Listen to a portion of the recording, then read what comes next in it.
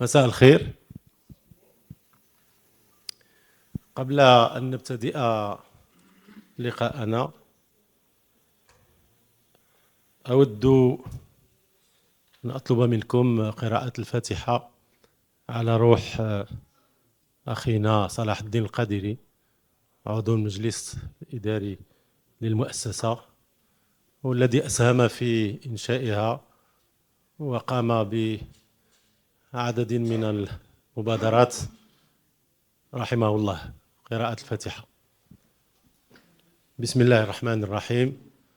الحمد لله رب العالمين الرحمن الرحيم مالك يوم الدين، إياك نعبد وإياك نستعين، اهدنا الصراط المستقيم صراط الذين أنعمت عليهم غير المغضوب عليهم ولا الضالين، آمين. صدق الله العظيم.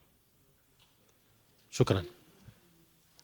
يسعد مؤسسة أبي بكر القادري للفكر والثقافة أن ترحب بالمخرج والكاتب سعد الشريبي، أحد أبرز الأسماء التي بصمت السينما المغربية منذ سبعينيات القرن الماضي، والذي جمع في مساره الفريد بين العلم والفن، فهو صيدلاني بالتكوين وسينمائي بالفطرة والاختيار.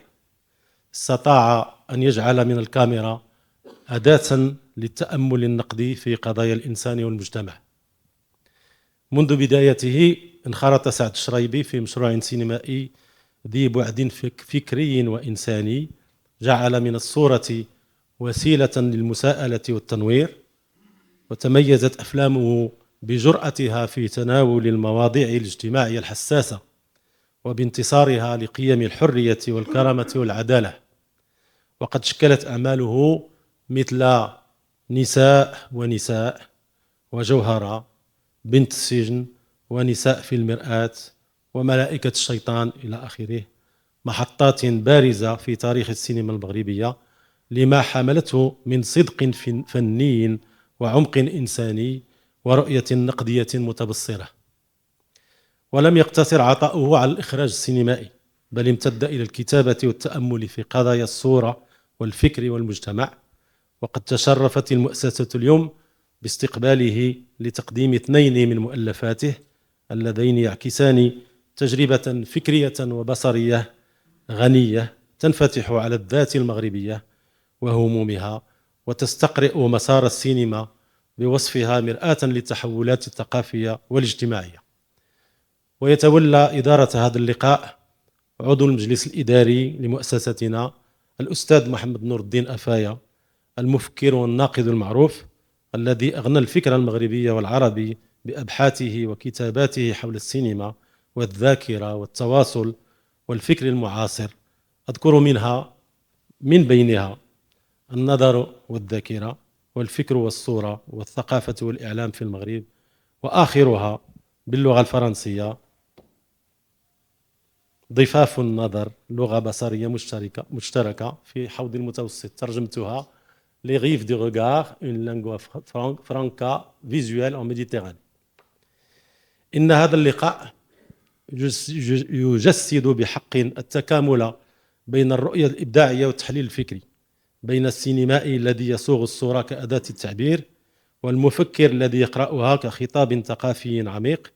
وهو أيضا امتداد لرسالة مؤسسة أبي بكر القادري في تعزيز الحوار بين الفنون والمعارف ودعم رموز الفكر والإبداع المغربي.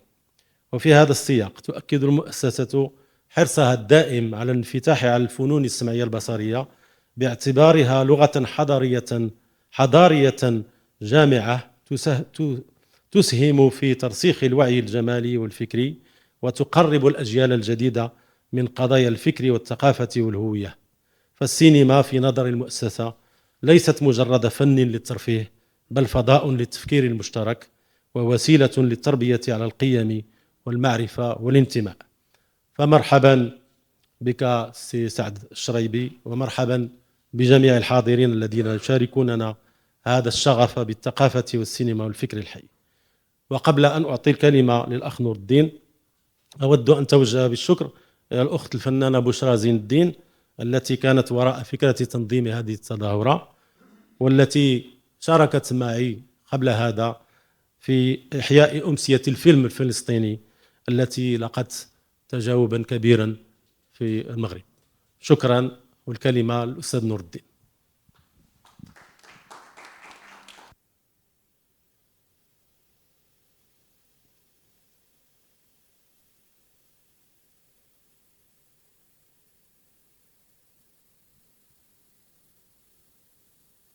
شكرا أخ نصر. السيدات والسادة، لا شك أن الجميع سيتفق معي بأن هذه الأمسية لها طابع خاص، لأنها تستدعي الحديث عن أكثر من مستوى، ونحن نستحضر شخصيات أو شخص سعد الشريبي وأعماله السينمائية ونشاطه الثقافي وانخراطه المهني وكتاباته وما يتميز به من كثافة إنسانية. سعد من الناس الذين يمتلكون ما يسمونه الفرنسيون une épaisseur، كثافة إنسانية والتزام بالمعنى الأخلاقي النبيل للكلمة. سعد الشريبي أتى إلى السينما كما أشار إلى ذلك نصر والكتابة من الطب والصيدلة، مدفوعا بشغف عارم بالسينما بكل ما تحمله من سحر ومن قدرات لا محدودة على نسج الحكايات وتأطير الأجساد وكشف الوقائع وتغيير الحساسيات والتأثير على الآراء والمواقف وإنتاج المعنى. السينما غيرت جذريا معاني الثقافة المعاصرة وتصوير الجمال وإظهار المكان ونسج الزمان. جاء سعد الشريبي إلى هذا الكون مدفوعا بهذا الهوى، شغف السينما، حيث وجد في النادي السينمائي المدخل التربوي والثقافي والجمالي، مدرسة للتعلم والاكتشاف والاجتهاد والدهشة. أسس نادي العزائم مع مجموعة من رفاقه الذي يسميهم في كتابه فراغمون دو سين الدراري. انضم إليه بعد تأسيس نادي العزائم بالنسبة لبعض الناس الحاضرين وعايشوا هذه الفترة الاستثنائية في تاريخ المغرب في العلاقة بالسينما وبالنادي السينمائي وبالأدوار الكبرى التي كانت للجامعة الوطنية للأندية السينمائية التي سعد الشريبي أيضا تحمل مسؤولية تسيير بعض في مكتبها التنفيذي.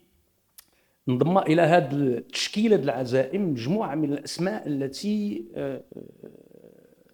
طبعت في مجالها البحثي الثقافة المغربية والبحوث في العلوم الإنسانية والاجتماعية، منهم سي محمد طوزي، حسن رشيق، سي محمد مهدي، وآخرين منهم فنانين مثل عبد السلام حضيري وأخوك عمر الشريبي. فكانت تشكيلة ونخبة جميلة جدا لدرجة أن نادي العزائم في اللقاءات الجامعة الوطنية للأندية السينمائية كانت تتميز بنكهة خاصة داخل التشكيلة وداخل الاجتماعات التي كانت تحصل. على الأقل أنا شاركت في اجتماعات في طنجة وفي المحمدية، مكناس لم أشارك فيها. إذن بقي رئيسا لهذا النادي إلى 1983. وفي الأثناء اختار أن يجمع بين الحديث عن السينما والانخراط في صنعها. إذا لم يكتفي سعد بالكلام عن السينما، وإنما وجد نفسه مجرورا بهذا المعنى البسيط إلى ممارسة سينمائية. هذه الممارسة بدأت سنة 1976 بتجربة رماد الزريبة، وأنا في ظني بأن هذا الفيلم مظلوم في التاريخ للسينما. يمكن كنتكلم تحت الرقابة ديال بعض الحاضرين الذين يفهمون تاريخ السينما أفضل مني. لا أدري هل ما زال المغرب يمتلك نسخة منه. الناس يتحدثون عن فيلم كان بالنسبة لجماعة الدار البيضاء، لأنه ربما سيعود سعد إلى جماعة الدار البيضاء، لأنه إنتاج فيلم رماد الزريبة كان إنتاج جماعي فيه الأخوين الدرقاوي مصطفى وعبد الكريم، كان فيه محمد رقاب، عبد القادر القطاع، سعد الشريبي، نور الدين قنجار، شكون اخر؟ العربي بالعكا. فهادشي اللي كان. فكانت وراء هذه التجربه السينمائيه الجامعيه تصور وفلسفه واهداف، يعني لان الاسئله الكبرى التي طرحها الناس في الفيلم طرحها ايضا بطريقته الخاصه مصطفى الدرقاوي في احداث بلا دلاله. طبعا من حسن حظ المغرب انه استرجع احداث بلا دلاله بعد سنوات من الفقدان. المغرب فقد احداث بلا دلاله بفضل 14 سنه لا يعرف الناس اين هو شريط احداث بلا دلاله. وارجو ان تتاح لكم فرصه لمشاهده هذا الفيلم لانه يطرح اسئله حقيقيه في اواسط السبعينات 73 74 75 حول المغرب، حول كيف يمكن فهم المغرب، كيف يمكن ان ننتج السينما مغربيه بهذا المعنى وطنيه. كتعرفوا بان النقاش كان دائر في ذلك الوقت حول ما يسمى بالسينما الوطنيه وغيره الى اخره. اذا بدا سعد الشريبي بتجربه جماعيه في فيلم رماد الزريبه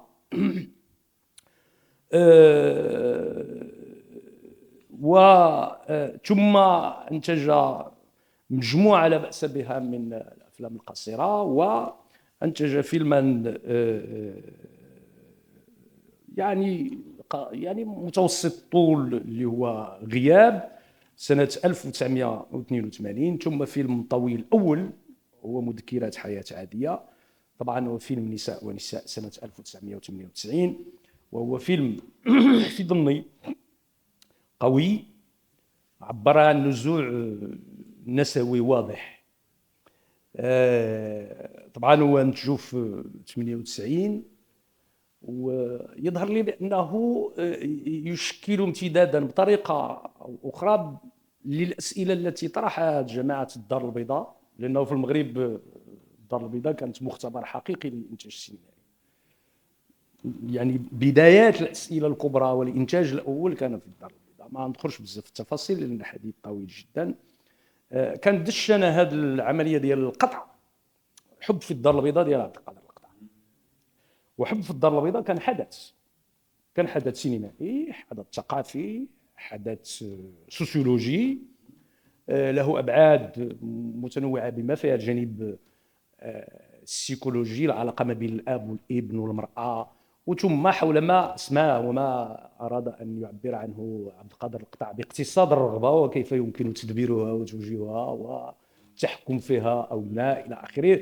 فكان حدثا لدرجه انه اتذكر وسعد يكون كيتذكر، يمكن عبد الاله ايضا يكون كيتذكر انه في المهرجان الوطني ديال مكناس في 92 لما عرض الفيلم في القاعه بحكم الجرأة التي حملها الفيلم، هناك بعض الحاضرين لم يتمكنوا من التحكم في مشاعرهم لكي لا أقول شيئا آخر. فحب في الدار البيضاء كان حدث وتلاه بشكل مباشر طبعا بعد سنوات قليلة نساء ونساء. وهذه الأفلام بالإضافة إلى أفلام أخرى أنا أعتبر كنتكلموا مع الصديق هذا أنه أكثر الناس الذين عبروا بطريقتهم الخاصة على نوع من أنواع النزوع النسوي هم المخرجين المغاربة. الرجال قبل ما يلتجئوا النساء إلى العمل السينمائي، قبل بورقية وقبل سميتها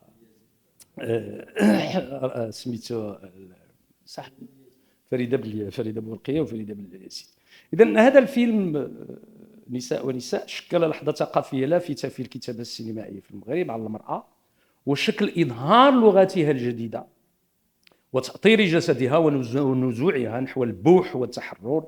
طبعا أعقبه فيلمان آخران حيث للمرأة فيهما دور مركزي، وهو جوهرة بنت الحبس في 2004، وهو يندرج ضمن سينما سنوات الرصاص بما فيها نوع من انواع محاكمه السياسه باكملها نهجها المغرب منذ الاستقلال الى اواخر التسعينات.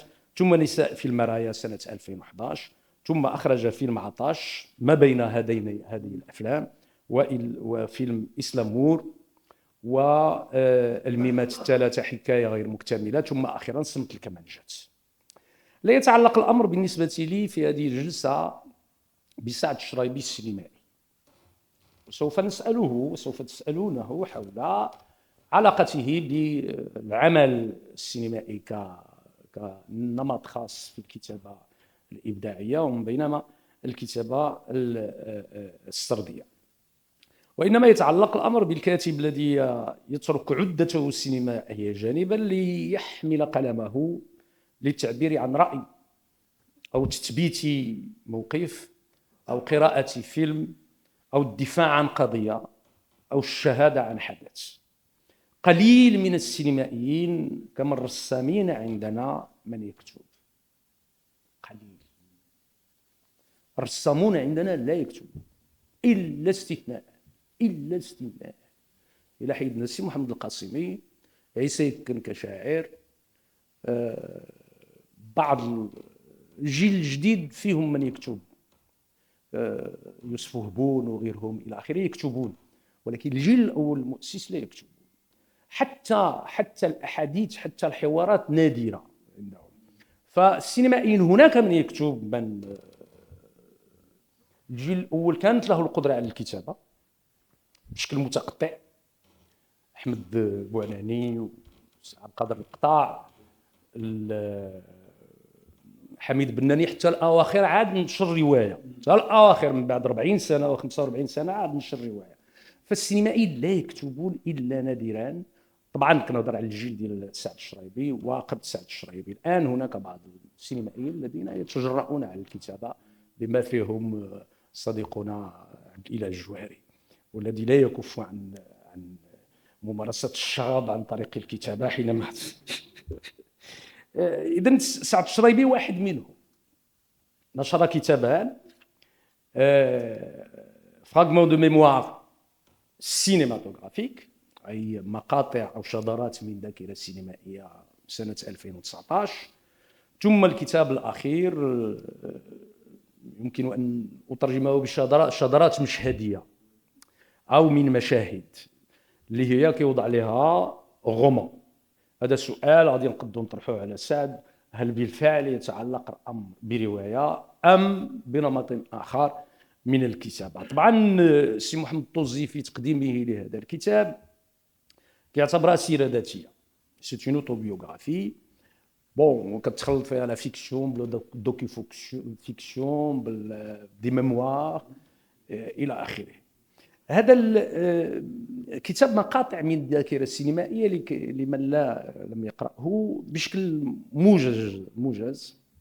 هو جمع مقالات ضمنها في 9 فصول مع مقدمة وخاتمة، تناول فيها قصة السينما في المغرب، كيف بدأت السينما، تاريخ تشكلها، والجامعة الوطنية للأندية السينمائية، وأعطاها منحها من وجهة نظري ما تستحق من عناية، وإن كنت أعتبر وما زلت مقتنع بأن هذه التجربة الثقافية الجمعوية المؤسسية السينمائية في المغرب لم تنل ما تستحق من دراسة ومن بحث. مرة ما بين قوسين اسمحوا لي بهذا القوس، في إحدى مؤتمرات اتحاد كتاب المغرب لأول مرة سأنخرط فيه، وكنت في اللجنة الثقافية مع رؤساء ديال اتحاد كتاب المغرب، تحدثوا عن، وانا جاي من الجامعة الوطنية للأندية السينمائية واستمع لهم كيف يتحدثون بطريقة أسطورية عن اتحاد كتاب المغرب، ولم أتمالك رغبتي في الكلام، رفعت صبعي قلت لهم اسمحوا لي أن ألاحظ بأدب شديد، لأنه أنا جالس حدا السي أحمد يابوري والسي محمد برادة وأنا باقي دري صغير يلا كنتهجأ أخذ الكلمة وكذا. هناك فارق ما بين اتحاد كتاب المغرب الصورة وما بين اتحاد كتاب المغرب الواقع.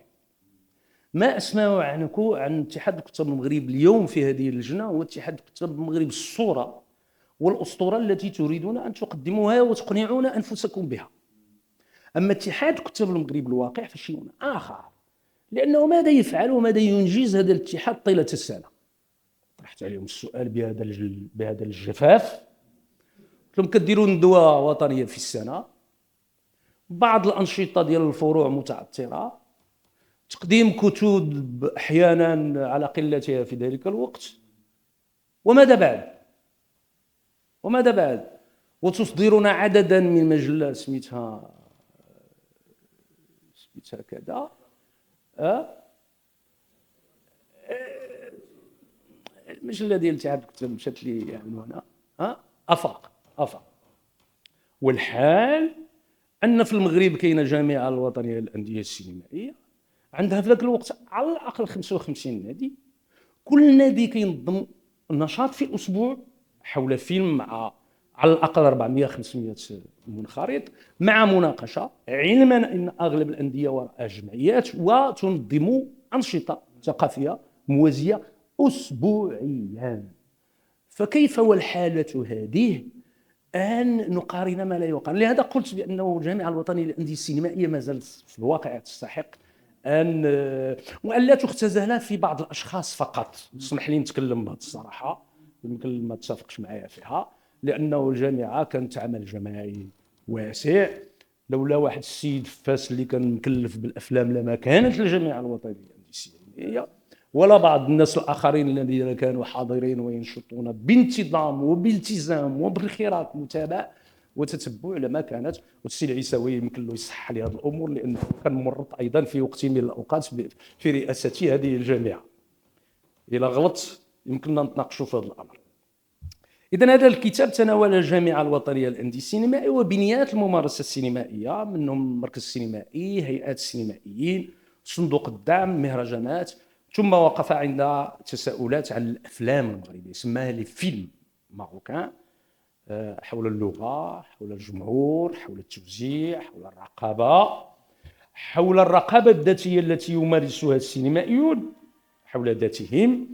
ثم موضوعات الافلام مثل المراه، مثل سنوات الرصاص. اذا الافلام التي هو تناولها بطريقته الخاصه وتحدث عنها داخل الكتاب بأسلوبه الخاص. ثم طرح العلاقة ما بين السينما والتلفزيون والنقد السينمائي الذي يناقش فيه نوعية الكلام والكتابة عن الأفلام. قد يبدو على كلامه نوع من أنواع صريح حول النقد السينمائي ومن زوايا مختلفة عنده الحق، وهنا موضوع نقاش. الفارق عنده ما بين الإعلام عن الفيلم وما بين قراءة الفيلم قراءة جدية، وما بين التحليل الفيلمي، وما بين المستويات المختلفة التي يتناولها الناس في النقد السينمائي، فضلا عن العلاقة بين الإبداع والصناعة والابتكار وموضوعات أخرى متفرقة فيها العلاقة بين الفلسفة والسينما في المغرب. وهذا المقال كتبوه في 2017، يعني قبل ما تخرج واحد المجموعه ديال الكتب حول الفلسفه والسينما. فلتات ليك ما انتظرتي شيء قبل ما تحسب. ثم ايضا تناول بعد من ابعاد حضور الفن التشكيلي في السينما. هي قضايا وموضوعات متنوعه في هذا الكتاب يتناولها سعد الشريبي من موقع المطلع والمسؤول والممارس والشاهد وصاحب الرأي والموقف. هذا فيما يتعلق بالكتاب الأول. الكتاب الثاني مقاطع مشهدية إذا اتفقا أو اتفقا على كونها سيرة ذاتية أو مذكرات مسرودة، يعني مروية، ناغي، دي ميموار ناغي، وتضمنت أحداث وشخوص ماديين، ماتيريال، فيزيك، ومنسوبا من التخيل ومن التخيل التوثيقي، دوكي فيكسيون كما يقول توزي في التقديم. فإنها في العمق، لأنه توزي في التقديم هو كيتكلم على العزائم وجبد قضية الرفاق والأعضاء، جبد الدراري ودخل في التحليل الأنثروبولوجي لما يسمى الدراري بالمنطق المغربي. فإنها في العمق، أنا في ظني هذه الأمور هذه كلها تعبر عن النص، سان تكست. احنا قدام نص يقدم فيه صاحبه حياته كسرد روائي. قسمها إلى 4 أجزاء تذكر بمراحل الحياة ودورات الحياة. طفولة نسميوها مضطربة إلى حد ما، ولكن طفولة حسب النص، ثم المراهقة وتوتراتها، ومرحلة النضج ومفارقته، ومرحلة ما يسميه هو الحكمة وتجنب استعمال كلمة أخرى. أنتم تعرفون بأن جون غوش، وهو يعرفه سعد شرايبي، اللي هو أسس لما يسمى بالسينما الإثنولوجية، حياته كلها دوزها في أفريقيا تقريبا 50 سنة، ومات في إفريقيا، توفي في إفريقيا. سئل في يوم من الأيام، وكان لا يتحدث كثيرا من بعد القطيعة اللي حصلت له مع إدغار موران. يعني كتعرفوا هو إدغار موران في الستينات أسسوا مجموعة ديال الأمور وداروا فيلم مشترك، وبسبب ذاك الفيلم اختلفوا فيما بعد. قالوا له: ما سر شغفك بالثقافة الإفريقية؟ قال لهم: لسببين رئيسيين. وأولا، أنا تعلمت أن أكون فضوليا في حياتي لكي أطلع على ما يجري في العالم خارج الدائرة التي ترسم لنا في التربية وفي التأطير وفي التنشئة إلى آخره. أنا تماهيت مع الثقافة الأفريقية لسببين. السبب الأول هو أنهم لهم تصور للزمان مختلف عن تصورنا. نحن نعتبر بأن الزمان يبدأ بالطفولة، بالمراهقة، بمرحلة النضج، بالشيخوخة، ثم في الموت.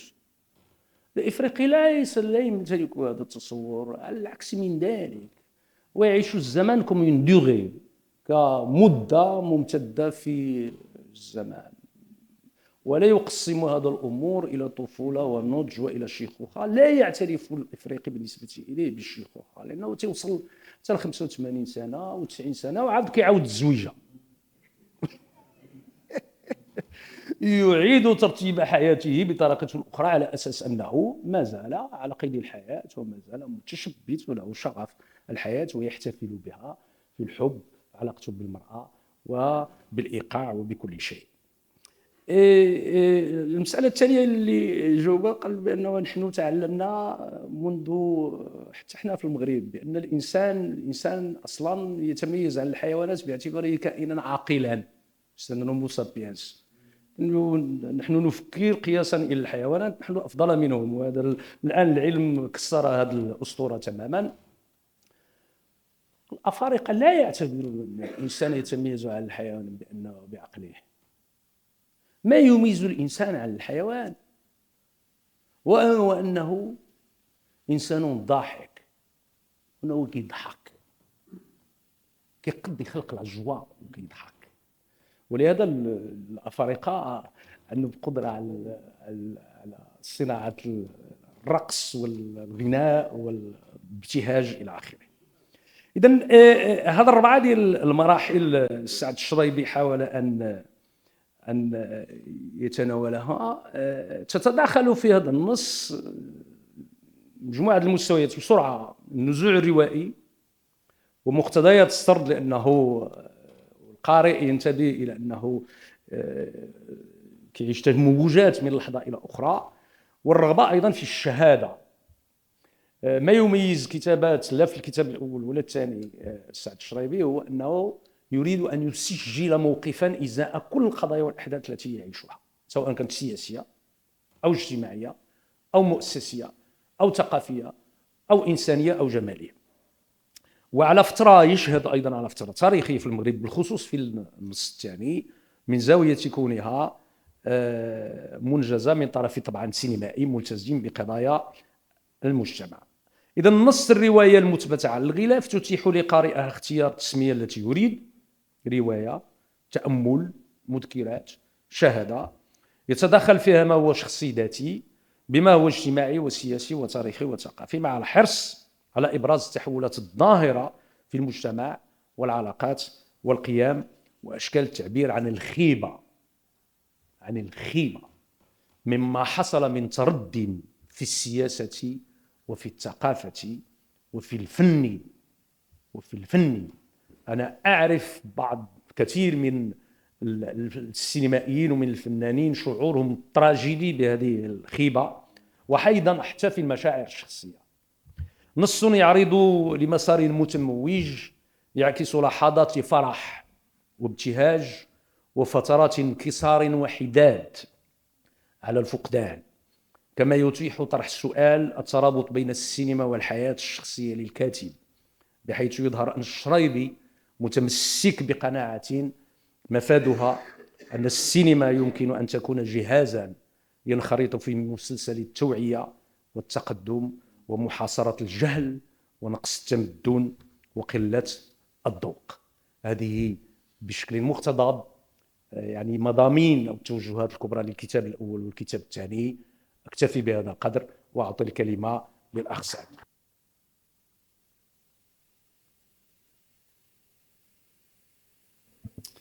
مساء الخير.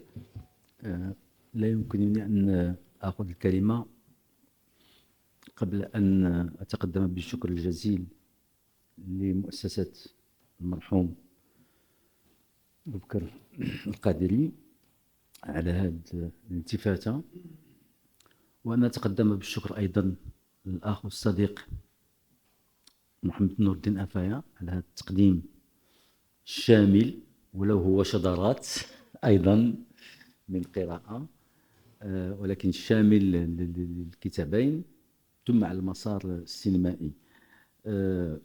أشكر الحاضرين والحاضرات، وأتمنى أن يكون هذا اللقاء له معنى في الأخير، أن نخرج متفقين على معنى ما كيفما كان. لا أريد إعادة كل ما قاله نور الدين، لأنه أعتقد أنه تكلم عن كل المحطات السينمائية ولا ديال الكتابين. أنا ممكن أن أطرح فكرة أو فكرتين اللتان كانت هم الدوافع لكتابة هذه المؤلفين. في وقت ما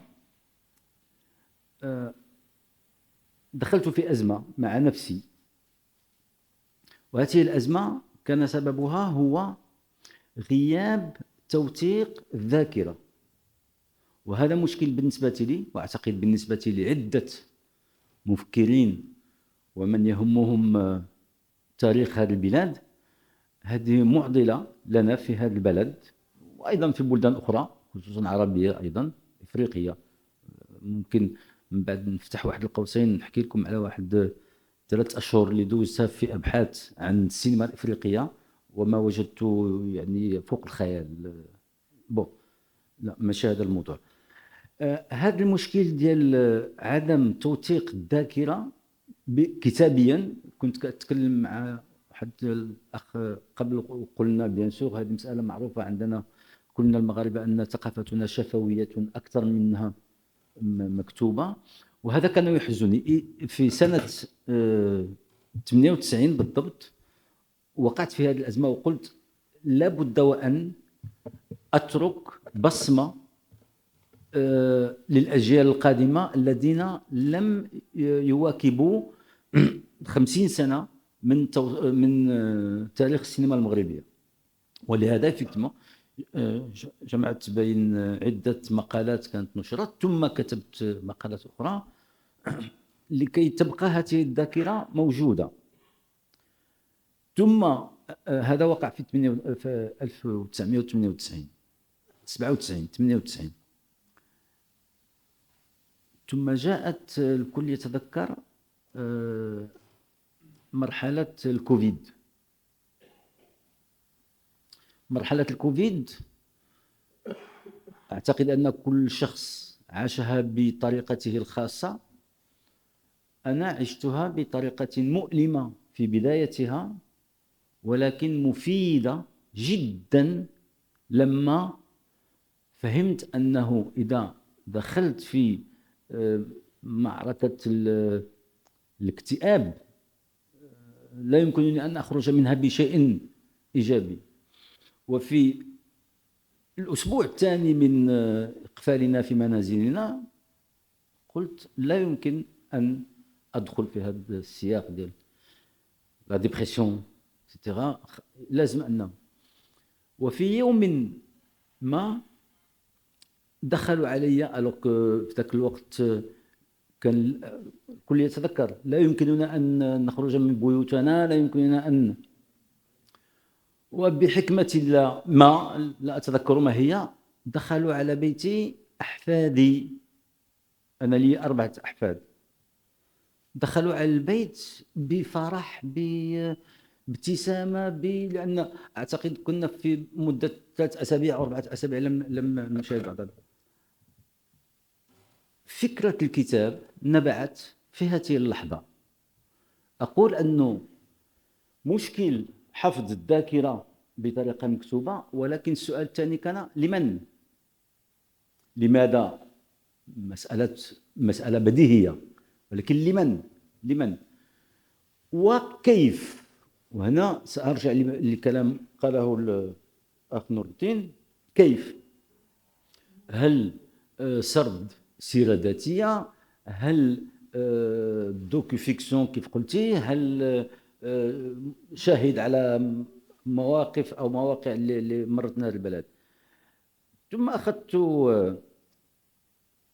طريق لا أعرف هل هو كان طريق صائب أم لا. قلت لن أفكر في منهجية للكتابة، لن أفكر في منهجية للكتابة.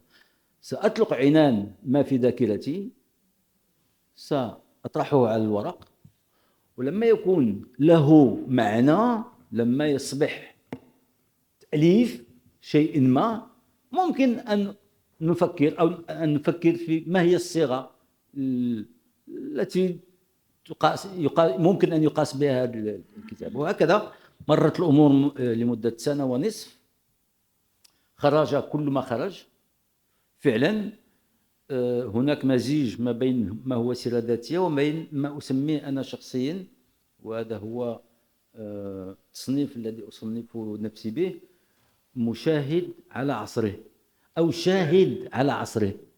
هذا هو أكثر ما كان يهمني في هذا البلد، أن أشاهد كيف تطور هذا المجتمع، كيف تطورت العلاقات الاجتماعية الأسرية أولا، الشخصية، الأميكال، الصداقة، علاقة الصداقة، علاقة الود، علاقة إنسانية بين الناس، كيف تطورت في هذا البلد منذ الخمسينيات، وهذه هي العشرية التي ولدت فيها، إلى سنوات 2020. كيف كان المغاربة يتكلمون، كيف كان المغاربة يتآزرون، كيف كان المغاربة يساندون بعضهم البعض، كيف كنا كلنا نفكر بصيغة الجماعة ونعمل بصيغة الجماعة. On réfléchissait, on agissait en termes de nous. Et puis progressivement, pardon, اسمحوا لي، تدريجيا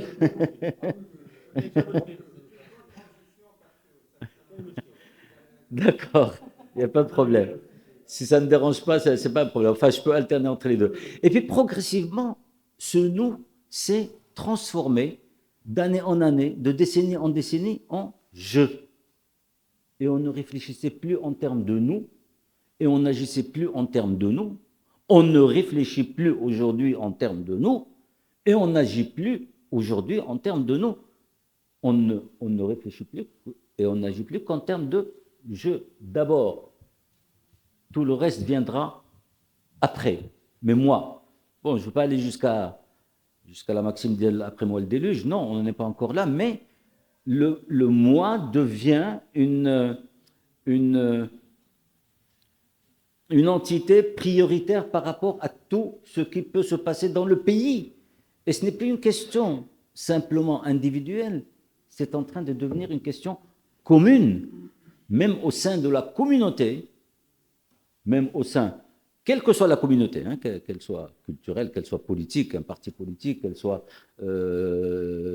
institutionnelle, qu'elle soit économique, qu'elle soit de recherche scientifique, quelle que soit la communauté, d'abord, je donne la priorité au moi. Et ça, c'est quelque chose qui m'attriste beaucoup, qui me fait beaucoup de peine, qui me rend parfois malade lorsque j'assiste à des situations où la raison ou la logique voudrait que la personne ou les personnes réfléchissent et agissent en termes de nous, et que je trouve en face de moi des gens qui mettent la logique de côté et qui privilégient leur...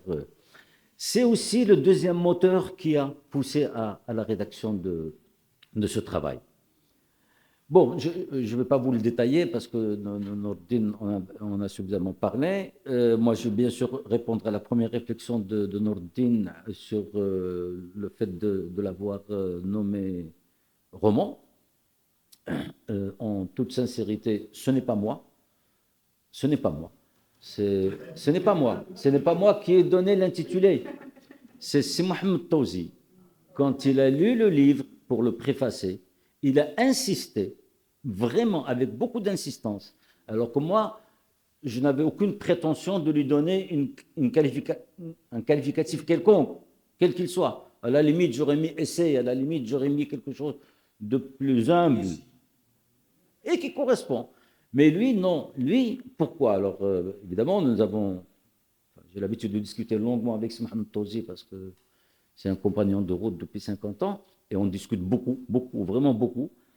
Et je reconnais qu'au bout de 2 heures, même s'il ne m'a pas convaincu, j'ai adhéré à sa vision. Il dit que la narration telle qu'elle est construite dans ce livre a une dimension romanesque. Parce qu'elle ne parle pas que de la personne, elle ne parle pas que de l'environnement de la personne, mais elle raconte une histoire. Et il dit le fait de raconter une histoire qui dure 60 années, qu'elle émane d'une personne ou d'une vision commune, elle a la dimension romanesque, donc, et c'est lui qui a insisté vraiment, avec beaucoup d'insistance, pour qu'on lui mette le terme roman.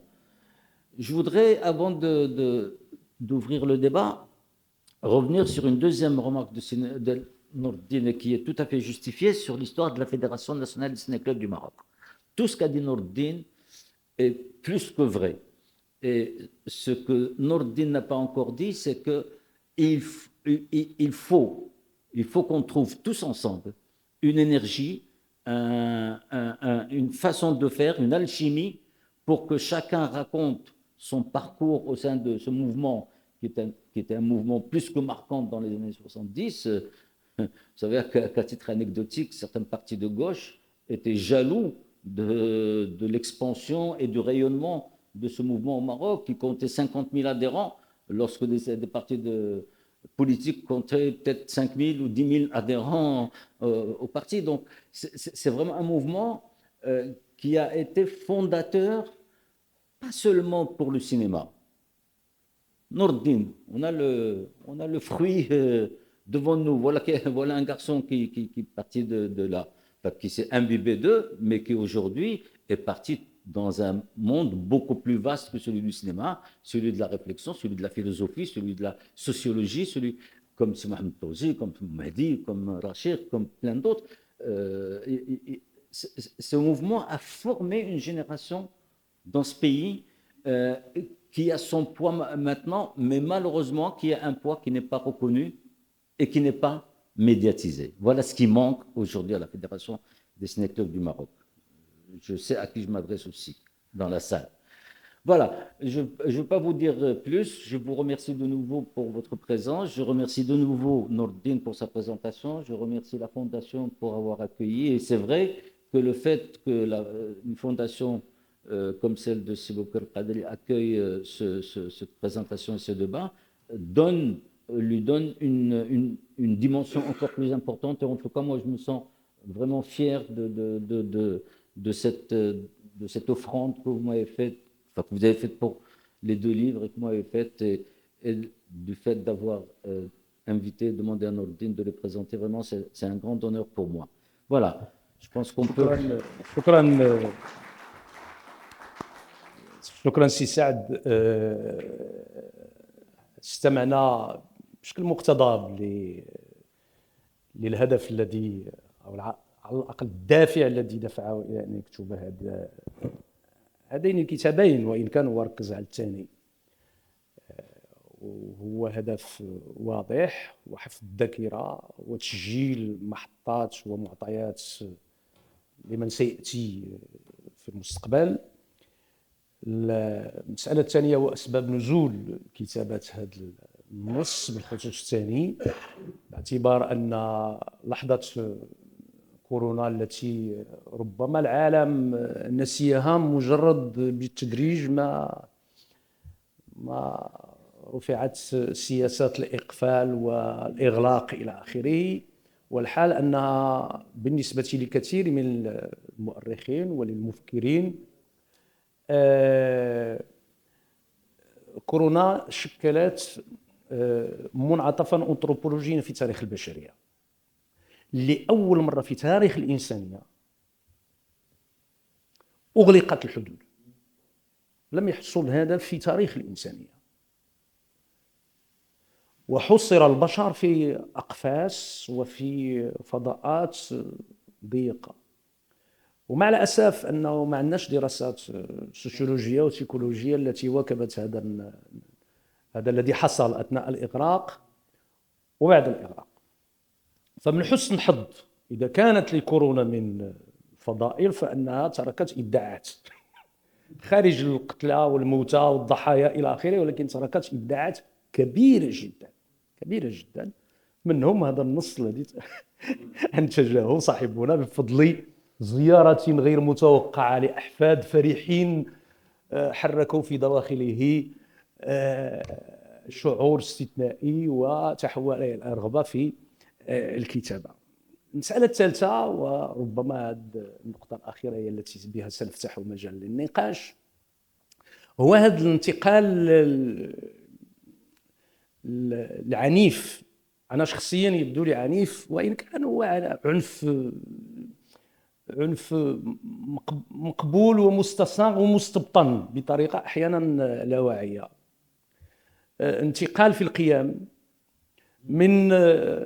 من مبادئ ومرجعيات وقواعد أخلاقية وإنسانية ومعيارية وأكسيولوجية إلى آخره ميزت علاقات المغاربة في بساطتهم، في عفويتهم، في اندماجهم الاجتماعي، في نوع من أنواع التعايش بالرغم من التفاوت إلى آخره. ولكن كان هناك واحد النوع من الصراعات والتوترات وتصفيات الحساب، وهذا الشيء كل مرحلة تنتج صراعاتها، كل مرحلة من المراحل تنتج نمط صراعها إلى السيطرة الطاغية لهذا النزوع الفرداني الضيق الذي ولا شك أنكم تلاحظون بأن من يقول هذا الكلام هو سينمائي، والسينما مجال فيه الفلوس، فيه المصلحة، باش نتكلموا بلغة شوية بغوت، شوية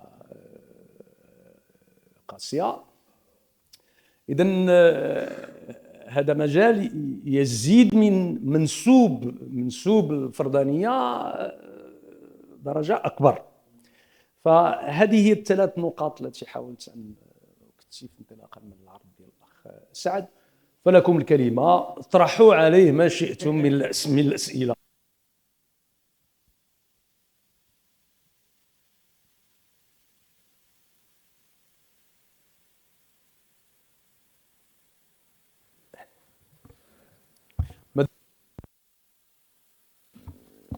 تعرفوا عليك ياك سعد غادي. شكرا مشرفين. اولا نشكر المؤسسه ابو بكر القادري على هذا اللقاء الجميل. تنشكر السي نور الدين افاي على هذا التقديم كذلك، والسي سعد. الحق السي سعد بكل يعني صدق، ماشي نقولها احنا قدام السي سعد تنعرفوه، يعني تلقى واحد البليزير بس تسمع واحد المخرج وفي نفس الوقت هو مثقف، وهذه قليل من المخرجين الرواد اللي تيجمعوا ما بين هذه الخاصيتين، سينياست و ميم طون انتيليكتويل. بغيت نذكر السي افايا انه حيت هضرتي على الكتابات ديالو، السي سعد كان وجه واحد الرساله صاحب الجلاله حول المشهد السينمائي وحول وكان عنده واحد وقع كبير طبعا على السينمائيين وعلى المشهد السينمائي المغربي، وهذا مهمه جدا، ما درت حتى شي واحد شي سينمائي. لا فهمتك، لا فهمت الله ودي النبي على الراس والعين. ولكن شي حاجه اللي خاطره ثقافيا حاجه اخرى. انا حيت ملي قال السي سعد المساله ديال انه 50 عام ديال السينما وديال الاجيال اللي مرات، جوستومون تنتسنى شنو الخلاصه اللي خرج بها، غير بغض النظر على انه بالفعل يعني كانت الصيغه ديال نحن الى الصيغه ديال الان، ولكن يعني بالتدقيق. اولا على المجتمع المغربي والتحولات القيميه، جوج على السينما المغربيه. انا لانك انت رائد من الرواد، فبكل صدق انا نبغي نسمعوا السي سعد الراي ديالو في هذا الجانب هذا. شكرا. شكرا سي مصطفى. نجمعوا الاسئله وترد ولا تجاوب مباشره؟ شوف حتى الطريقه اللي عبد الاله شفت كزيتي صباح. لا شوف سي مصطفى، ونكونوا صادقين مع نفسنا. انا ممكن في التحليل اللي كندير حول كيف عاشت السينما المغربيه في السبعينيات الثمانينيات والتسعينيات مع ما تعيشه حاليا، واحد التصنيف اللي ممكن سهل في الفهم. كانت السينما المغربيه عفويه، لم يكن فيها حسابات. كيفما كان الفيلم، كيفما كان مخرج الفيلم، كيفما كان منتج الفيلم، كان الكل يقع بطريقة عفوية، إذن بطريقة سنسير، صادقة. ما أصبح اليوم هو أن الحسابات بكل مستوياتها، ممكن أن أذكر حسابات المالية، الحسابات الفكرية، الحسابات ترقب المجتمع، ترقب المتلقي، كيف يمكن أن أصبحت هي التي طاغية. فقدنا عفويتنا في تفكير وإخراج وإنتاج الأفلام، وأصبحنا ممكن بكل، يعني بدون مجاملة أنا أقول أنني لم أدخل ولن أدخل في هذا المعمعة ديال الحسابات. أنا بقيت بطينتي القديمة ولن أتغير منها، لن أخرج منها. الآن أصبحنا نفكر من سيشاهد الفيلم، كم عدد المتفرجين المرتقبين لمشاهدة الفيلم، وانطلاق من هذا المبدأ سنفكر في موضوع لطرحه كفيلم اكسترا. دونك شوف التحول كيفاش ولا، وكأنه تحول ماشي غير فكري أو مجتمعي، بل فلسفي. يعني طريقة التفكير في السينما تغيرت تماما. لا أقول في جيل ما أو في نو، ما كنتكلمش على مسألة ديال الأجيال، كنقول الصيغة العامة اللي صبحنا فيها. لأن اليوم لما كتشوف العدد ديال الأفلام اللي كتنتج والمواضيع ديال الأفلام اللي كتنتج، خصوصا ماشي غير العدد بون كيبقى دائما الكم عنده ما هو ما عليه، مي كيبقى مواضيع الافلام اللي كتنتج والطريقه اللي كنوصلوا بها لهاد الافلام للمتفرجين كتصبح هي الاداه اللي كتخلينا نفكروا في ما سنقوم به غد. وهذا سي ديزولون. فوالا. انا اذا سمحتوا لي عطفا على السؤال ديال السي مصطفى الطالب، لانه طرح سؤال كبير جدا كيتعلق بالتحولات التي جرت وتجري في المغرب، وبالخصوص فيما يتعلق بهذا الذي نسميه بالقيم. انا في ظني علينا ان ننظر الى هذا الموضوع في مساره المتواصل منذ اواسط الستينات الى اليوم. وانت تعرف وكلنا نعرف بأن المجتمع المغربي مجتمع ناقص التحليل. علماؤنا في العلوم الاجتماعية والعلوم الإنسانية لا يواكبون بشكل علمي ومتواصل لكي يفسروا ويحللوا ويفهموننا مدى الأبعاد والخلفيات والتحولات التي تجري في داخل الأنسجة المجتمعية وما ينعكس عليه على مستوى السلوكات والعلاقات والقيم. 4 ديال الأسباب كبرى غيرت وجه المغرب من الستينات إلى الآن. الدور الأول الذي قامت به الإدارة المغربية في تاريخ المغرب، الإدارة المغربية غيرت كثير من العلاقات وأنماط العلاقات الاجتماعية، لأنه الإدارة المغربية كانت كتاخذ موظفين من بعد 4 سنين كتحولهم من منطقة إلى أخرى ومن مدينة إلى أخرى، وهذه العملية ديال الانتقال ديال الموظفين وديال العاملين في كل القطاعات، الجيش والداخلية وكل القطاعات والوزارات إلى آخره، حصل كثير من التداخل ما بين مناطق المغرب وجهات المغرب، حصل كثير من التزاوج ومن التصاهر، وتكسرت كثير من العادات ومن التقاليد التي كانت سائدة.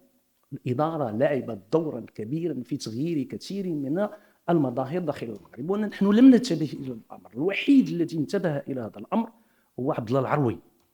عبد الله العروي في بداية الثمانينات في كتاب حول المغرب قال: على المؤرخين والسياسيين أن ينتبهوا إلى ما تمارسه الإدارة المغربية وما تقوم به من انعكاسات على مستوى المجتمع.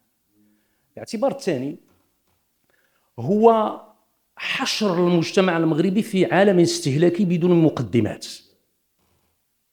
يعني من مجتمع الكفاف والبساطة والعفوية كما سماها سعد إلى مجتمع ديال الاستهلاك وديال تغليب الاعتبارات المادية، وبأن المادة أصبحت هي الحاسم وهي المحدد وهي سبب الاختيار.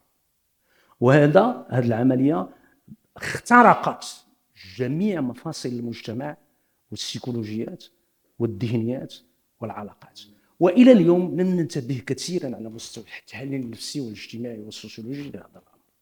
الاعتبار الثالث هو التموقع الجديد للمرأة في المجتمع.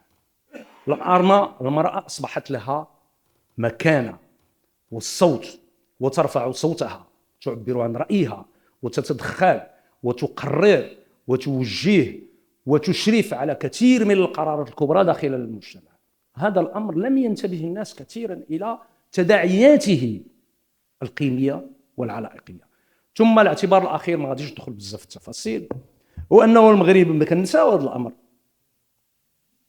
المغرب أصبح مجتمع هجرة، عندنا 6 ديال الملايين ديال المغرب خارج المغرب، وهذوك المغاربه اما في امريكا ولا في اوروبا ولا في افريقيا الى اخره كيجيبوا قيم جديده، كيجيبوا سلوكات جديده، كيجيبوا اعتبارات جديده، وكاين تدخلات. هذا الشيء كيحصل باستمرار. الا جمعنا هذه العوامل الاربعه وشفناهم بشكل بانورامي وتحليلي، سننتبه الى ان هذه العوامل اثرت في كثير من سلوكاتنا وفي مساله القيم. هذا غير على سبيل هذا. واعتبر وهذه أطروحة كندافع عليها شخصيا، ما لا أتردد في الدفاع عنها، أنه إذا كان علماء الاجتماع وعلماء الأنثروبولوجيا قصروا في تحليل المجتمع ومواكبة التحولات التي عاشها المغرب، فإن المبدعين وعلى رأسهم السينمائيين لعبوا دورا كبيرا في تشخيص مظاهر وظواهر وأمراض المغرب. كيفما كان موقفنا من بعض الأفلام التي أنتجت أو أحكامنا النقدية إزاءها، إلا خدينا الأفلام ديال الستينات ديال السبعينات ديال الثمانينات ديال التسعينات وانت جاي، ستلاحظ بأن السينمائيين أرخوا للمغرب، للغاته، للباسه، لسلوكات ناسه، لقيمهم، لإبداعهم الثقافي، لنمط استهلاكهم، لكل التمظهرات التي يعيشها المغرب. قد يقصد السينمائي ذلك وقد لا يقصد ذلك، ولكن ترك لنا صور ومتواليات ومتن فيلمي يكشف هذه التظاهر. الا خديتي غير فيلم صغير وانت كتعرف هذا الشيء احسن مني، فيلم ديال 6/12 اللي تصاوب في 6/12، فيلم صغير وبدون الصوت، ولكن كيبين لك الدار البيضاء كيفاش تبدلات في لباس المغاربه، في الطريقه ديال الاكل المغاربه، في الطريقه ديال المخاطبه المغاربه الى اخره. هذا فيلم صغير. اما الافلام الاخرى المطوله، الا بدينا غير من الالفيه الى بدايه الالفيه الى اليوم، سنكتشف بان السينما المغربيه استطاعت ان تكشف تمظهرات المغرب والتناقضات والمفارقات التي يعيشها على مستوى القيم. اسمحوا لي على هذا التعليق ربما الزائد. عبد الإله. صعيب. مساء الخير. لا، هو صعيب ان ناخذ الكلمة بعد السي محمد نور الدين أفايا والسي سعد الشرايبي لاعتبارات متعددة. أولا تجربتهم الطويلة يعني في الساحة الثقافية المغربية بشكل عام وعلاقتهم بحركة الأندية السينمائية بشكل خاص. ثانيا أنا شخصيا أعتبرهما ليس فقط صديقين ولكن الأساتذة ديالي، تعلمت من كتابتهم، من مواقفهم الإنسانية. وعلى ذكر المواقف الإنسانية دائما عندما نتحدث عن سعد نتحدث عن الجوانب النضالية وعلاقته بالجامعة والأفلام التي أنتج، ولكن نادرا ما نتحدث عنه في علاقته بزملائه وأصدقائه والناس العاديين الذين لا يعرفهم. أنا دائما كتبت عليه كثير من المرات، والكتاب هذا كان لي شرف أنني قدمته مرتين، مرة في الداخلة ومرة في القنيطرة، كتبت عليه وقلت يعني الخلاصة ما يمكن أن يقال عن السي سعد هو الأخ الكبير. أنا أسميه بالأخ بيج براذر، الأخ الكبير الذي كيفاش؟ برو وراه كبير قيمة وقامة. فسعد يعني بغض النظر عن خلفيته الثقافية، عن مواقفه النضالية، ولكن ما أسطر عليه أن بشكل كبير ولا يتحدث عنه في المؤلفين معا هو مواقفه الإنسانية. أنا عشت معه مجموعة من المواقف مع ناس بعاد وناس قراب أيضا، فتجده يعني أكثر من حاتم الطائي في البذل والعطاء والكرم. وشخصيا هذه شهادة اعتبروها شهادة في حق السي سعد. شخصيا أنا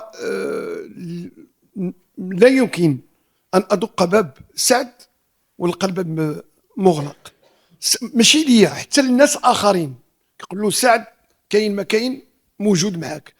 فأولا شكرا السي سعد على أنه موجود بيننا. ثانيا شكرا السي نور الدين أفايا الذي أعطاني واحد الوجه آخر من خلال القراءة ديالك للسي سعد والمؤلف ديالو. وشكرا للمؤسس أبو بكر القادري، وأنا جد سعيد أن أكون موجودا هذا المساء في هذه الأمسية الباذخة. شكرا. إذا السؤال ربما نستفزك به، لماذا أنت لماذا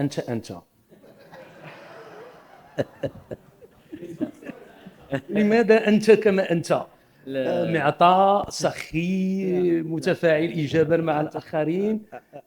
أعتقد أن الإجابة هي اللي قدمت من قبل. كنت لا زلت وسأبقى أفكر وأعمل بصيغة نحن.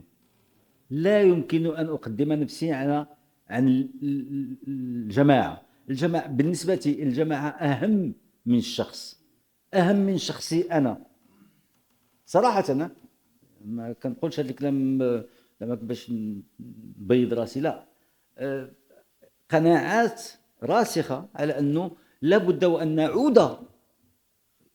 أعرف أنه هذا من باب الحلم، ولكن تعرف بعض المرات الطفل كيبقى طفل دائما عنده ديك القناعات ديالو ما كيبغيش يخرجها من راسه. أنا أحلم أن يعود المغرب إلى ما كنا نعيشه من مساندة، من تآزر، من تآخي، من اعتبارات جماعية etc.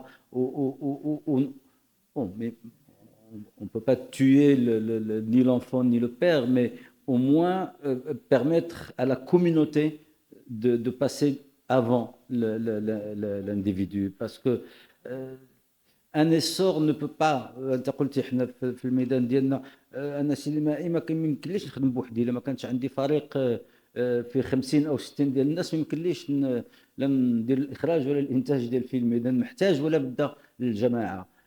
زعما كنحلم ان شي نهار ممكن المجتمع ايضا. سي فري كو حنا في زمن العولمه، وقال نور الدين واحد الكلمه صائبه جدا. دخلنا لواحد الامور اللي ما كناش مستعدين لها.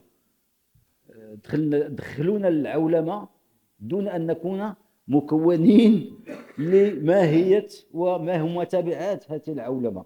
دخلنا فيها بطريقه تقريبا اعتباطيه، جررنا اليها سي سا دخلونا، وحشرنا هادشي اللي قلت، دخلونا دخلونا للعلماء، ولكن بدون علم تسبيقي. يعني ما كناش عارفين شنو معنى فين غتدينا. الى ان اصبحنا كيبقى نوض قبيله المثال الفلاني والمثال الفلاني والمثال الفلاني. ها هو سي فغي كو ما بين التطورات ديال هذا المجتمع هما واحد الفئه مجتمعيه اللي مشات تدرس في الخارج واللي رجعت بافكار وبرؤى مختلفه. ممكن ان الهجره اللي اصبحت محطه ايضا في المغرب كتعطي، ولكن هذا لا، انا بالنسبه لي لا يبرر التفكك المجتمعي، l'effritement de toutes les cellules familiales, amicales, communautaires, tout. Pour trouver aujourd'hui une famille qui est encore soudée, qui est encore communautaire, qui est encore solidaire, etc., c'est peut-être des exemples qui deviennent des raretés. C'est ça. Je préfère rester dans mon petit coin, comme ça, je suis heureux d'être comme ça, vraiment. Je suis heureux. Avec moi-même, je suis heureux. Quand je constate que autour de moi, il y a des gens qui sont heureux parce que je participe un petit peu à leur bonheur, ben c'est moi qui suis heureux d'abord avant eux. Et ça, c'est quelque chose qui m'anime tous les jours. Tous les jours. هل الكتابة بحكم أن كورونا كادت أن تسحقك وأن تزج بك في الاكتئاب، هل الكتابة حررتك من الاكتئاب وخلقت لك بعض عناصر ما تسميه أنت بالابتهاج والسعادة؟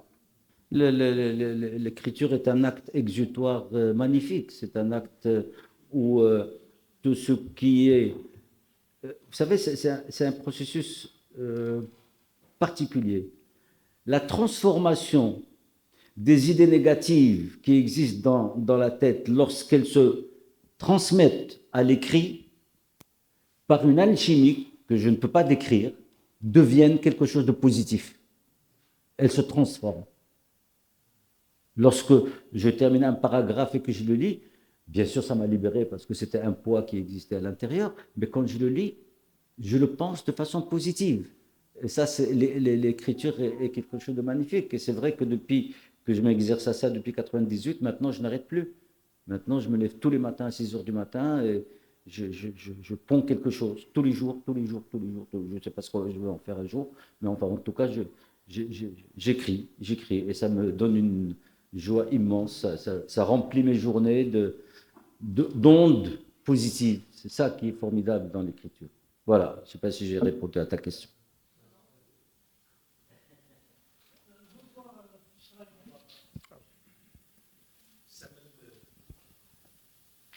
Merci. Bonsoir, Fishraibi. Je m'appelle Driss, je suis un retraité. Bon, voilà. C'est un beau métier. Ma question est la suivante. Je suis évidemment néophyte dans le domaine cinématographique.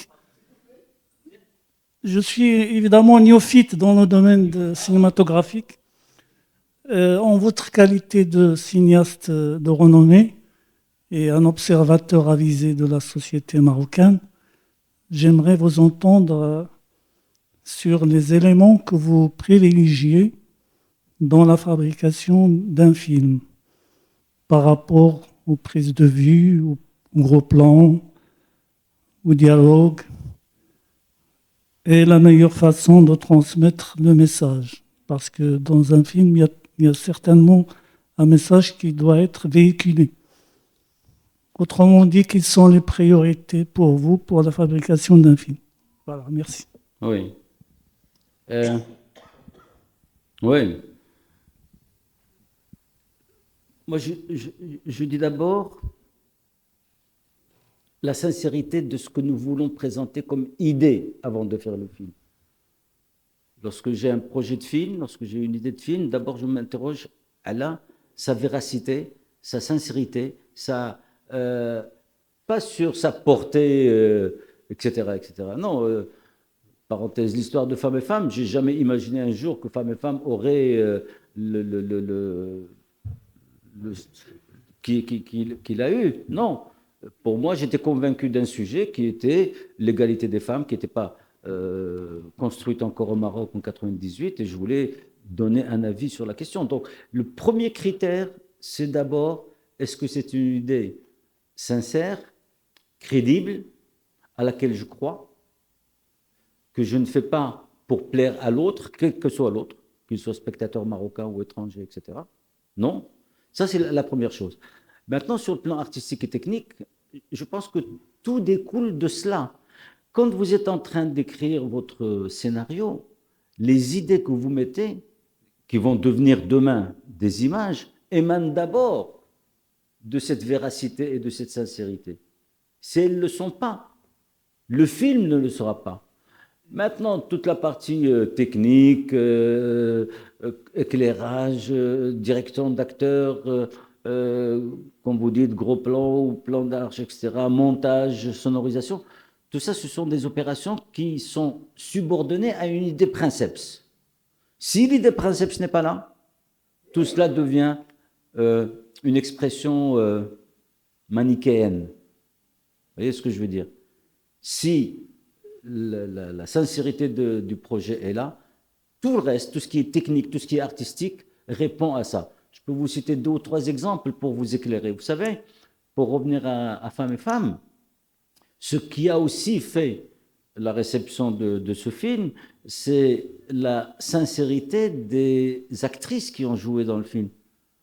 Dans le temps, en 98, une actrice ne pensait pas à son nombre de followers, etc., etc. Non, elle pensait à interpréter, à incarner un personnage. Et elle le vivait à l'intérieur. Bon, notre rôle à nous, réalisateurs, c'est d'aider ces comédiens à mieux incarner, le plus possible rentrer dans la peau du personnage pour le rendre justement crédible. Et bien ça, s'il n'y a pas ce facteur-là, évidemment, ça devient les gadgets qu'on fabrique pour avoir 100 000 followers, pour avoir 100 000 spectateurs, etc. Voilà. Je n'appartiens pas à cette catégorie, je suis ailleurs. J'espère avoir répondu, même de façon un peu vague, à votre question.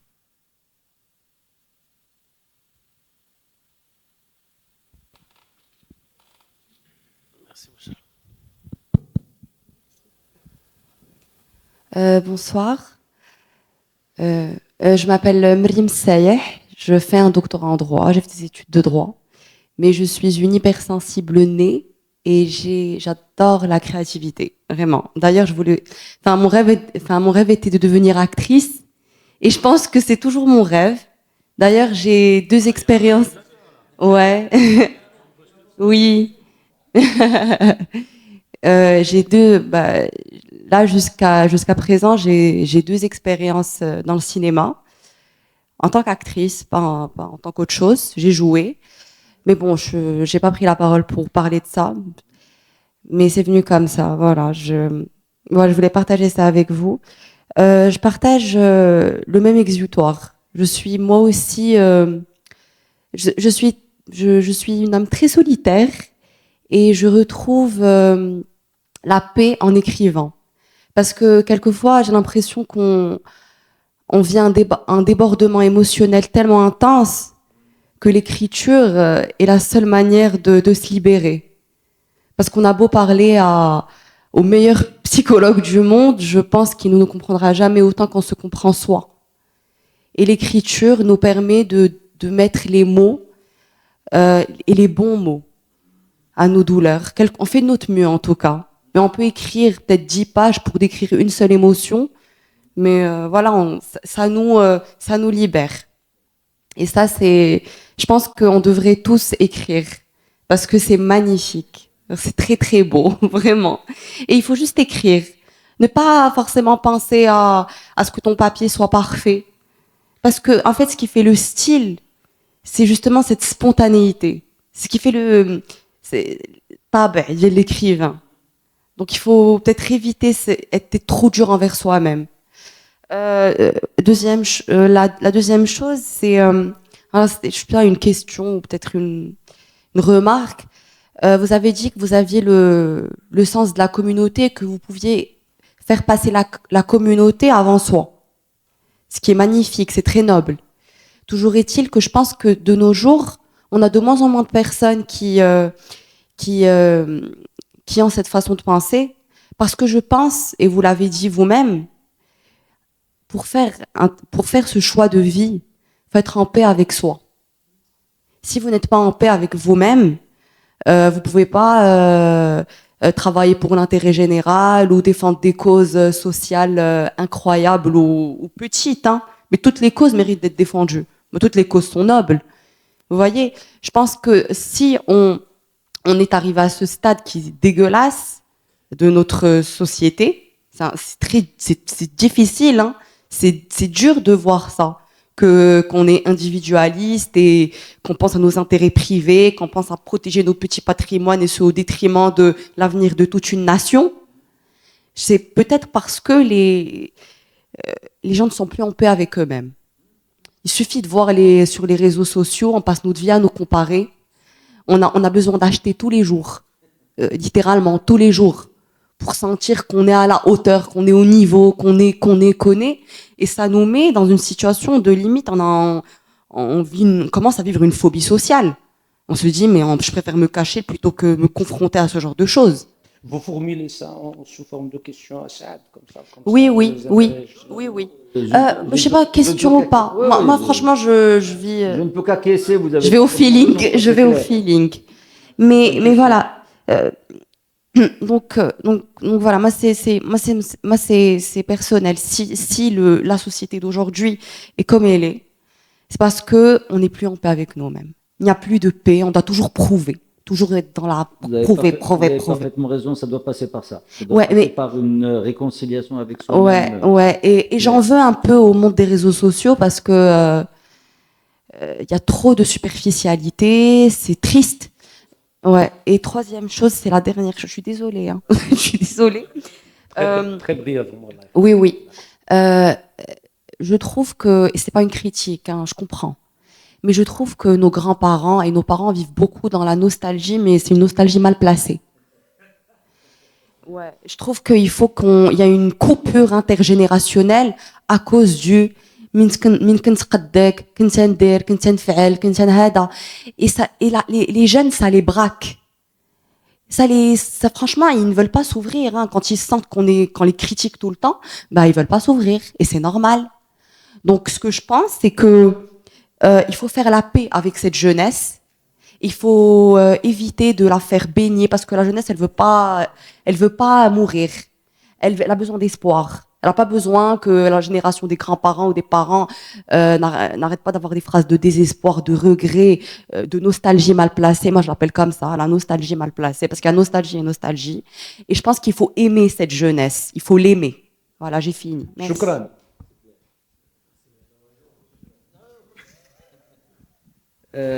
Non, moi, le seul terme sur lequel je ne peux pas être d'accord, c'est le terme de coupure. Dans l'évolution d'une société, je pense que c'est très mauvais d'avoir des coupures. Parce que qui dit coupure dit rupture, qui dit rupture dit opposition, dit chacun prend son clan et chacun va défendre son clan. Non. La continuité et la transmission intergénérationnelle est quelque chose qui relève de la responsabilité de la génération ancienne, bien sûr, pour être encore plus clair, de notre génération, mais il appartient aussi à la nouvelle génération d'avoir le sens de l'écoute et de se dire, oui, vous l'avez appelé nostalgie négative, peut-être que dans ces valeurs, il y avait aussi des choses qui peuvent servir à cette jeunesse aujourd'hui, desquels ils peuvent pas se nourrir, mais au moins prendre le temps d'y réfléchir, de savoir est-ce que... Mais vous avez raison, c'est un rêve. Le monde est tellement parti ailleurs aujourd'hui que... Oui, je sais que je rêve, je le sais. Je sais que la réalité est tout à fait contre ce que je suis en train de dire. C'est que la réalité, ça va plutôt vers ça. La jeunesse dit, vous êtes dépassé, vous n'avez même plus droit à la parole, à la limite. L'avenir nous appartient. Bien sûr que l'avenir appartient à la nouvelle génération. Qu'elle soit un tant soit peu attentive à des valeurs qui peuvent constituer de nouveaux socles de la société. C'est tout. يمكن غير لا غير بالنسبة باش غادي نختموا، ما هي مشاريع سعد الشرايبي الحالية، مشاريع أو مشروع سعد الشرايبي حاليا؟ Les deux aspects, les deux aspects sont en fonction. J'écris, vraiment. Je ne sais pas encore ce que j'écris, c'est vrai, mais je sais que j'écris. J'écris peut-être des choses qui m'intéressent et qui m'impactent. Pas seulement les choses plaisantes. J'aime pas beaucoup écrire les choses plaisantes, c'est vrai. Je n'aime pas écrire les choses plaisantes. Je préfère écrire des choses vraies, même si elles sont dures. Et parallèlement, sur le plan cinéma, on est en train de préparer le film de mon frère. J'ai un jeune frère qui est réalisateur aussi, Omar Shraibi, et on est en train de préparer, qui a vécu 15 ans aux États-Unis, qui vient de revenir au pays, ce qui nous a rendus tous heureux. Et il est en train de préparer son film, et donc on doit tourner son film au printemps prochain. Donc on est en pleine préparation du nouveau film de Omar. Ce qui fait que moi, je me mets en retrait pour l'instant pour travailler sur le film de mon frère. أنا عندي له سؤال أخير. ربما أغلبكم انتبه إلى أن الكتابين معا كتضمن كلمة فراغما. طبعا من البداية إلى الآن سعد كيدافع على مبدأ الجماعة، على مبدأ التكتل، على مبدأ التوحد والتوحيد إلى آخره، ولكن هو اختار ما يضاد على مستوى الكتابة لهذا المنطلق المبدئي. يعني فراغمونتي، سي ديليي، سي ديكونستروير، سي إلى آخره. ما السر؟ طبعا قد تقول لي بأنه أنا ما كنكتبش بطريقة شمولية موحدة سيستماتيك مجموعة إلى آخره، وبالتالي فإنني أولا بالنسبة للأول مبرر لأنه كان فيه مقالات متفرقة، ولكن لماذا في الثاني أصررت على استعمال كلمة فراغما؟ عنصرين: لست باحثا، لست أكاديميا، لست مؤرخ. ليست لي هذه الصفات. ما يتكلم عنه نور الدين هما صفات لأناس الذين يقومون ببحث أكاديمي بشروطه، بتسلسله، بمقدمته، بتطوره، بخاتمته، etc. لست أنا.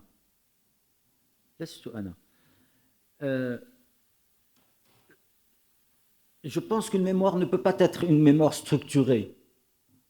Il me semble que c'est impossible qu'une mémoire soit structurée.